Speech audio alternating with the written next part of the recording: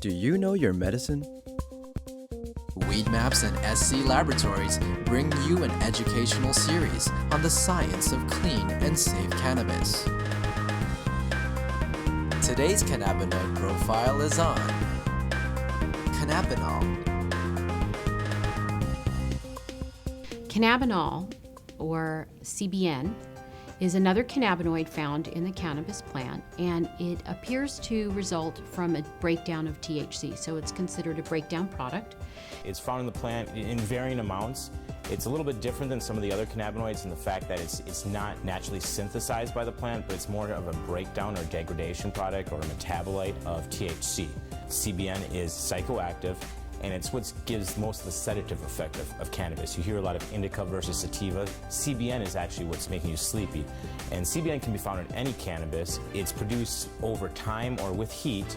So older cannabis or cannabis that's been stored for a long time is going to have a high level of CBN.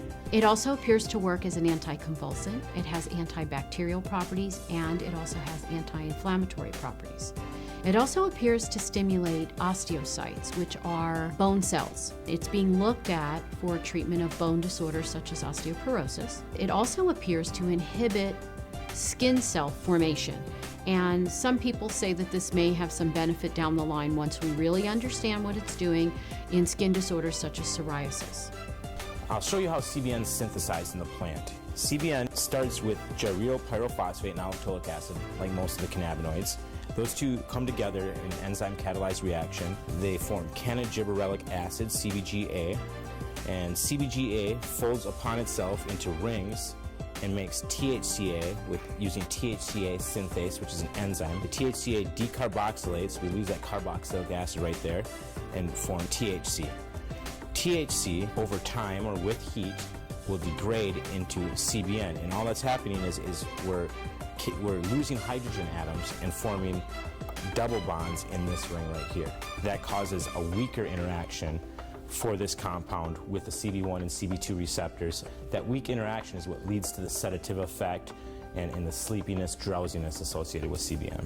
When cannabis is tested in a testing facility, CBN can be measured, and usually it's under 1%. A patient can actually look to see if that's something that they're interested in, a higher percent or lower percent, because it does cause sedation. SC Labs tests for CBN using a high-performance liquid chromatograph, also known as an HPLC.